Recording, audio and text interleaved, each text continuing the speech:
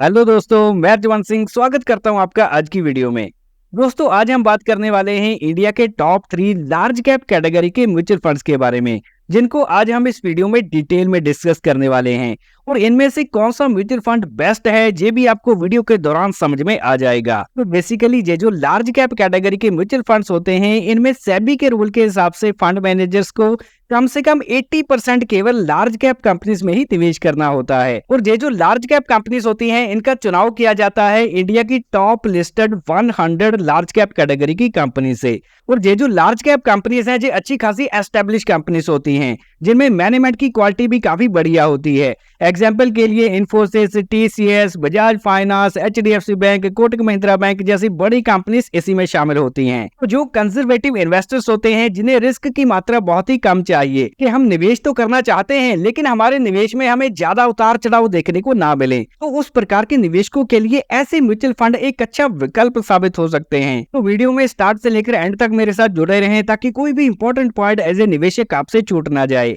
आइए शुरुआत करते हैं इन तीनों म्यूचुअल फंड्स की बेसिक डिटेल से, जिसमें सबसे पहले आता है आईसी प्रूडेंशियल का large cap fund direct growth, दूसरे नंबर पे है निप्पॉन इंडिया का large cap fund direct growth, और तीसरे नंबर पे आता है एचडीएफसी का large cap fund direct growth. तो यहाँ पर सबसे पहले एयूएम साइज को देखा जाए तो आईसी प्रूडेंशियल का है 78,500 करोड़ का, और निप्पॉन इंडिया का 50,876 करोड़ का, और वहीं एचडीएफसी की बात करें तो ये 40,600 करोड़ का एसेट मैनेजमेंट रखता है। तो इस फंड में जितने भी निवेशकों ने टोटल इन्वेस्ट किया है, उसकी वैल्यू को बोलते हैं एयूएम। और यहाँ पर आईसीआई की एनएवी है 125 रुपए की, निप्पॉन इंडिया की 103 रुपए की, और एचडीएफसी की 1270 रुपए की। तो एनएवी होती है नेट एसेट वैल्यू। जब भी हम म्यूचुअल फंड्स बाय करते हैं, हमें एनएवी के रूप में यूनिट्स अलॉट होते हैं। और तीसरे नंबर पे अगर हम ट्रैक रिकॉर्ड देखते हैं तो आईसीआई का जो फंड काफी पुराना है, 93 में जो लॉन्च हुआ था। और अगर डायरेक्ट प्लान की बात करें तो जी 1 जनवरी 2013 को लॉन्च हुआ था। और यहाँ पर निप्पॉन इंडिया का जो लार्ज कैप फंड है वो 95 में लॉन्च हुआ, और इसका डायरेक्ट प्लान 1 जनवरी 2013 को लॉन्च हुआ। वहीं एचडीएफसी 99 में, और डायरेक्ट प्लान 1 जनवरी 2013 को। तो अच्छा खासा एक ट्रैक रिकॉर्ड इन तीनों ही म्यूचुअल फंड्स का हमें देखने को मिल रहा है। और दूसरी तरफ अगर हम एक्सपेंस रेशो की बात करें, जो कि वो एक्सपेंस है जो हम सालाना फंड हाउस को देते हैं हमारे फंड को मैनेज करने के लिए, तो एक्सपेंस रेशो आईसीआई का है 0.86% का, निप्पॉन इंडिया का 0.67% का, और एचडीएफसी का 0.95% का। तो यहाँ पर सबसे ज्यादा एक्सपेंस रेशो हमें दिखाई दे रही है एचडीएफसी की, उसके बाद आता है आईसीआई, और तीसरे नंबर पे निप्पॉन इंडिया। और आईसीआई में 1% का एग्जिट लोड एप्लीकेबल है अगर 1 साल के अंदर अंदर की गई इन्वेस्टमेंट को रिडीम किया जाता है।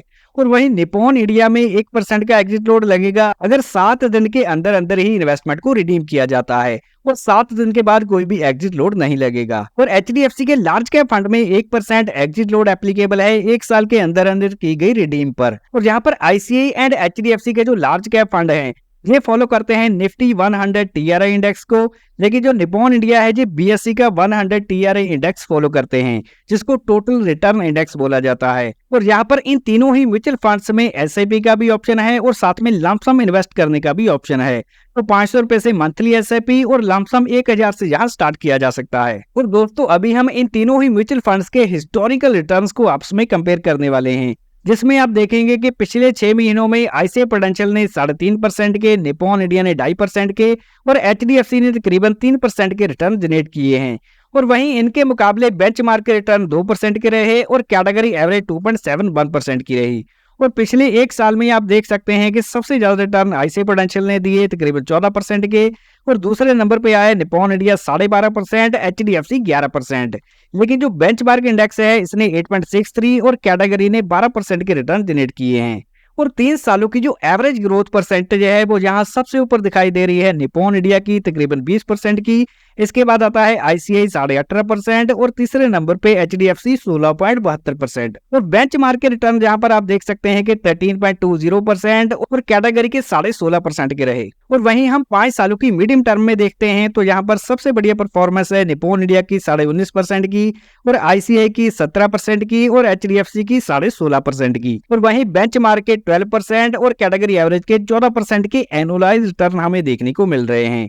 लेकिन अगर हम 10 साल के लंबे ट्रैक रिकॉर्ड में देखते हैं तो यहाँ पर सबसे ऊपर दिखाई दे रहा है आईसीआई प्रूडेंशियल 16.24% के एनुअलाइज रिटर्न है, और वहीं दूसरे नंबर पर है निप्पॉन इंडिया 16.30% और एचडीएफसी के हमें 15% के एनुअलाइज रिटर्न दिख रहे हैं। और इन तीनों ही म्यूचुअल फंड्स ने अपने बेंचमार्क को और कैटेगरी एवरेज को 10 सालों में बीट किया है, जो कि 13% के करीब बनते हैं। तो शॉर्ट टर्म से लेकर मीडियम टर्म और लॉन्ग टर्म में इन तीनों ही म्यूचुअल फंड्स ने अपने बेंचमार्क और कैटेगरी एवरेज से बेहतर किया है। और इसके बाद हम एग्जाम्पल के माध्यम से समझने वाले हैं कि 10 लाख की लमसम इन्वेस्टमेंट को पिछले 5 सालों में और पिछले 10 सालों में इन सभी म्यूचुअल फंड्स ने कहां तक पहुंचाया है और इनके मुकाबले बेंचमार्क और कैटेगरी के रिटर्न कितने रहे। तो सबसे पहले आईसीआई प्रूडेंशियल की बात करें तो इसने 10 लाख की लमसम इन्वेस्टमेंट को 5 सालों में 22,02,000 तक पहुंचाया, और जो निप्पॉन इंडिया है इसने 24,50,000, एचडीएफसी ने 21,50,000, लेकिन बेंचमार्क के रिटर्न आप देख सकते हैं कि 17,78,000 के रहे।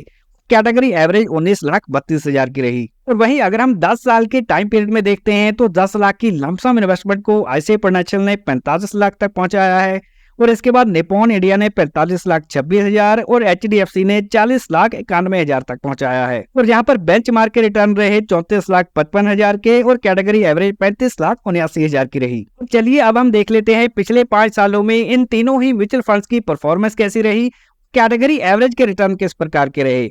तो यहाँ पर अगर हम एब्सोल्यूट रिटर्न्स की बात करते हैं तो निप्पॉन इंडिया ने 144% के, आईसीआई प्रूडेंशियल ने 122% के और एचडीएफसी के लार्ज कैप ने 114% के एब्सोल्यूट रिटर्न जनरेट किए। लेकिन अगर आप इनके बेंचमार्क इंडेक्स के देखेंगे जो रिटर्न निकल के आते हैं 81% के, तो तीनों ने ही अपने बेंचमार्क इंडेक्स के मुकाबले काफी बेहतर प्रदर्शन किया है, जो इस कैटेगरी में इनको टॉप पोजीशन प्रोवाइड करता है। और दोस्तों अभी हम देखने वाले हैं कि सेक्टर वाइज इन तीनों ही म्यूचुअल फंड्स की एलोकेशन किस प्रकार की है। सबसे पहले आईसीआई प्रूडेंशियल को देखें तो फाइनेंशियल सेक्टर में 27%, एनर्जी में 14%, ऑटोमोबाइल में 11% और कंस्ट्रक्शन में 7.5% की एलोकेशन है।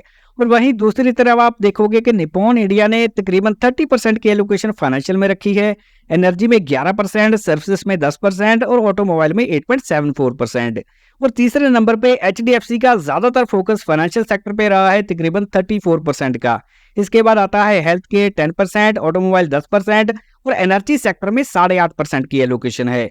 तो जो एचडीएफसी का लार्ज कैप फंड है इसका फोकस मेनली उस सेक्टर पे रहा है जो वैल्यूएशन के हिसाब से रीजनेबल है। और जैसे कि हमने वीडियो के शुरू में बताया था कि लार्ज कैप फंड्स को 80% तो केवल लार्ज कैप्स में ही लगाना पड़ता है। तो यहाँ पर आप देखेंगे कि लार्ज कैप में आईसीआई ने 87% एलोकेट किया है, इसके बाद आता है निप्पॉन इंडिया 84 और यहाँ पर एचडीएफसी ने 86%। लेकिन साथ में इन्होंने कॉम्बिनेशन रखा है मिड कैप का, आईसीआई में 7.5% और जो निप्पॉन इंडिया है इसने 11.5% और जहाँ एचडीएफसी ने 12.5%। और यहाँ पर कुछ पोर्शन हमें निप्पॉन इंडिया में स्मॉल कैप में भी दिखाई दे रहा है 3.5% का। लेकिन जो आईसीआई है एंड एचडीएफसी है इन्होंने स्मॉल कैप्स पे फोकस नहीं किया, सिर्फ large cap plus mid cap में फोकस किया है। और अभी आपके सामने इन तीनों ही म्यूचुअल फंड्स की टॉप 10 लिस्टेड कंपनीज दिखाई दे रही हैं, जिसको आप अच्छी तरह से यहाँ चेक कर सकते हैं। आगे हम बात करने वाले हैं इस म्यूचुअल फंड की पोर्टफोलियो पोजीशन के बारे में। तो यहाँ पर सबसे पहले नंबर ऑफ स्टॉक्स की बात करें तो आईसीआई प्रूडेंशियल में है 66, निप्पॉन इंडिया में 72 और एचडीएफसी में 49। तो यहाँ पर डाइवर्सिफिकेशन हमें ज्यादा दिखाई दे रही है निप्पॉन इंडिया में। और उसके बाद बारी आती है आईसीआई प्रूडेंशियल की, और एचडीएफसी का जो लार्ज कैप है इसमें एक फोकस करके पोर्टफोलियो बिल्ड किया गया है। और इसके बाद आती है टर्नओवर रेशियो कि एक साल में फंड मैनेजर्स कितने ज्यादा बाय सेलिंग करके पोर्टफोलियो को चेंज कर देते हैं। तो आईसीआई प्रूडेंशियल वाले 51% तक एक साल में चेंज कर देते हैं। इसके बाद है निप्पॉन इंडिया जो 70% तक चेंज कर देते हैं, लेकिन जो एचडीएफसी है जी 18% तक चेंज करता है। तो टर्नओवर रेशियो जितना कम होती है उतना पोर्टफोलियो स्टेबल माना जाता है। तो यहाँ सबसे ज्यादा स्टेबिलिटी एचडीएफसी में दिखाई दे रही है। इसके बाद बारी आती है आईसीआई की और लास्ट में आता है निप्पॉन इंडिया जो कि एग्रेसिव इन्वेस्टमेंट अप्रोच को अपनाता है। और कैश होल्डिंग्स की बात करें तो जहां 3.5% है आईसीआई प्रूडेंशियल में, इसके बाद है निप्पॉन इंडिया 0.7% और एचडीएफसी का है उसमें 1.2%। ओवरऑल देखा जाए तो ये तीनों ही म्यूचुअल फंड्स तकरीबन टोटली इन्वेस्टेड हैं। और अभी बारी आती है वैल्यूएशन की कि प्राइस टू अर्निंग रेशियो के हिसाब से ये म्यूचुअल फंड कितने सस्ते या कितने महंगे हैं। अगर हम इनके बेंचमार्क का प्राइस टू अर्निंग रेशियो देखें ये है 22 और इससे मैच करता हो प्राइस टू अर्निंग रेशियो हमें आईसीआई में दिखाई दे रहा है 22 का। और दूसरे नंबर पे आता है एचडीएफसी 23 और सबसे महंगा जहां पर हमें दिखाई दे रहा है निप्पॉन इंडिया तकरीबन 27 का इसका प्राइस टू अर्निंग रेशियो है, क्योंकि यहाँ पर ग्रोथ को देखते हुए कंपनीज में इन्वेस्ट किया जाता है। और अभी बारी आती है रैंकिंग की। तो पिछले 10 सालों का अगर हम रिकॉर्ड देखते हैं तो नंबर 1 पे रहा है आईसीआई प्रूडेंशियल, लेकिन 3 से 5 साल के टाइम पीरियड में देखें तो ये नंबर 2 पे रहा है।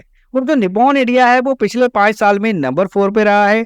और 10 साल की बात करें तो ये नंबर 2 पे रहा है। और जो HDFC है वो पिछले 5 सालों में नंबर 4 पोजीशन पे रहा है। तो दोस्तों, यहाँ तक हमने लार्ज कैप कैटेगरी के इन तीनों म्यूचुअल फंड्स के बारे में डिटेल में जान लिया है। और अभी हम इनकी टॉप 5 एडवांटेजेस को देखने वाले हैं। तो यहाँ पर अगर हम डाउनसाइड प्रोटेक्शन की बात करते हैं तो जो IC पोटेंशियल के फंड मैनेजर्स हैं उनका फोकस रहता है कि मार्केट क्रैश के दौरान कम से कम यहाँ हमें लॉस देखने को मिले, कम से कम वॉलेटिलिटी देखने को मिले। लेकिन दूसरे नंबर पे आप निप्पॉन इंडिया की बात करें तो यहाँ पर हाई बीटा फंड्स पर फोकस किया जाता है। तो वॉलेटिलिटी तो यहाँ ज्यादा होती है, लेकिन इसके साथ साथ ग्रोथ पोटेंशियल भी ज्यादा होती है। लेकिन अगर हम HDFC के लार्ज कैप की बात करते हैं तो मार्केट में जब भी ट्रेंड बदलता है तो ये तेजी से रिकवर करने की पोटेंशियल रखता है। और इसके बाद आती है डाइवर्सिफिकेशन स्टाइल की बारी। तो यहाँ पर बैलेंस अप्रोच की जाती है IC पोटेंशियल द्वारा। निप्पॉन इंडिया एक एग्रेसिव डाइवर्सिफिकेशन रखता है। और इसके बाद अगर हम HDFC की बात करें तो यहाँ उन कंपनीज पर फोकस किया जाता है जो कि मेगा कैप्स है, काफी बड़े मार्केट कैप वाली कंपनीज पर जो फोकस करते हैं, जिससे वॉलेटिलिटी बहुत ही कम देखने को मिले। और एसेट अंडर मैनेजमेंट की बात करें तो यहाँ पर तीनों ही म्यूचुअल फंड्स का AUM अच्छा खासा बड़ा है। इसका मतलब है कि जब भी ज्यादातर इन्वेस्टर्स द्वारा रिडम्पशन की रिक्वेस्ट डाली जाती है तो इन म्यूचुअल फंड्स के ओवरऑल पोर्टफोलियो पे कोई नेगेटिव इंपैक्ट देखने को नहीं मिलता। लेकिन सबसे बड़ा AUM हमें देखने को मिल रहा है ICICI का, उसके बाद बारी आती है निप्पॉन इंडिया की, और तीसरे नंबर पे है HDFC। लेकिन अगर हम हिस्टोरिकल रिटर्न्स की बात करें तो पिछले 3 से 5 सालों में IC पोटेंशियल ने काफी बढ़िया परफॉर्म किया।